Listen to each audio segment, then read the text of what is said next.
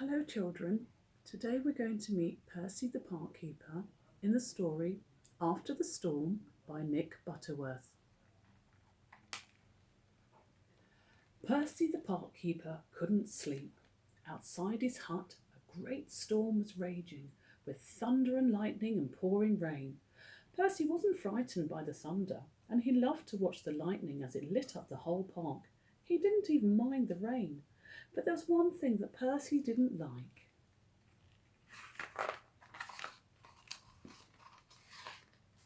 He didn't like the wind.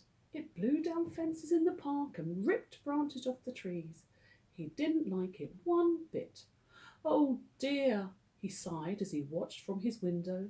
The wind tugged at the trees, making them creak and groan. It looks like I'm going to be busy tomorrow. He pulled his pillow over his head and tried to get to sleep. Percy woke up early in the morning. The wind had stopped and the sky was clear. Percy loaded up his wheelbarrow with all the things he would need to make repairs and clear up after the storm. Then he set off to inspect the damage. He felt happy as he took deep breaths of the fresh, clean air. Perhaps the damage wouldn't be too bad.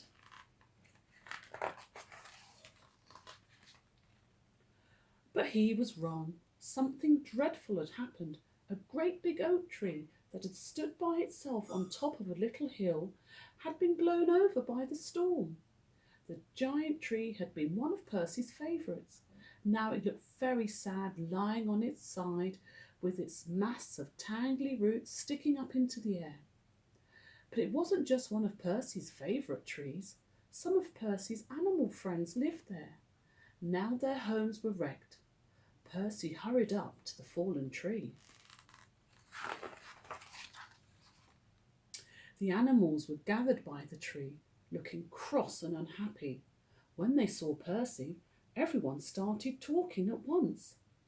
Percy sat down with his friends and listened as they told how the storm had brought down the great tree. "And now we have nowhere to live," said Badger. "Some of us lived in the tree and some of us lived under it, but we're all homeless now."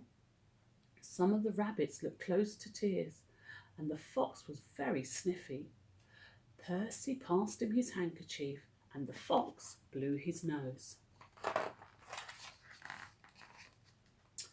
Percy stood up.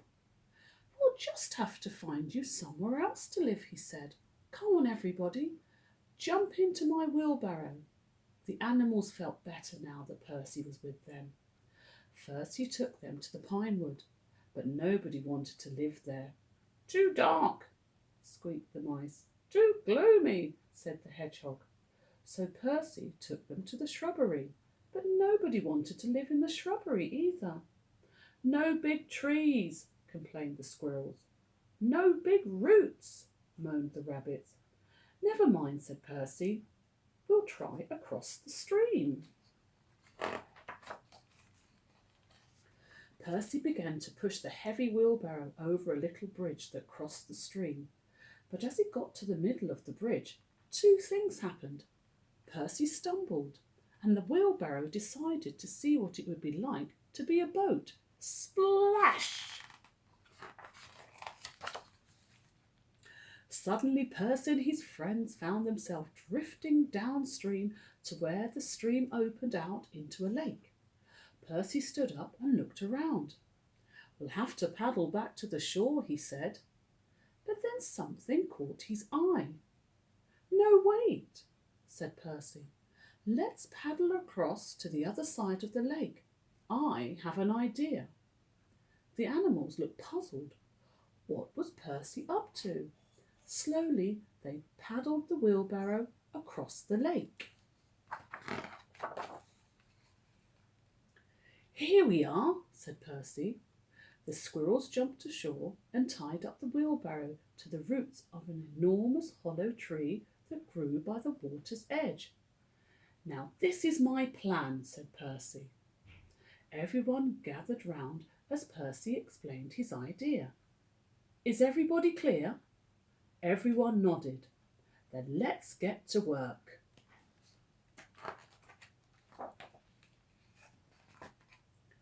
They began by unloading all Percy's tools and the planks of wood from the wheelbarrow. Then Percy explained exactly what he wanted each one to do. He showed the badger how to use a saw, and he showed the squirrels how to knock in nails. The fox drilled holes, and the rabbit screwed in screws. The mice were kept busy fetching and carrying for everyone else. At lunchtime, they took a short break to share some of Percy's peanut butter sandwiches. Then they got busy again.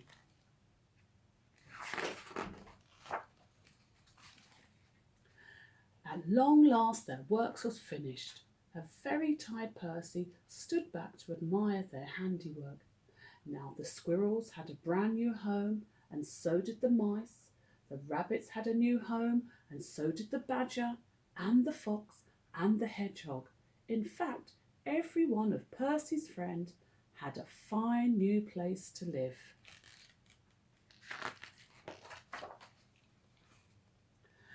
Well done, everybody, said Percy. This is the best tree house I've ever seen.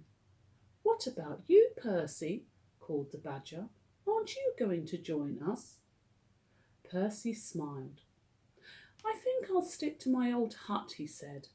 Besides, says Percy, taking an acorn out of his pocket, I still have one job left to do back at the little hill.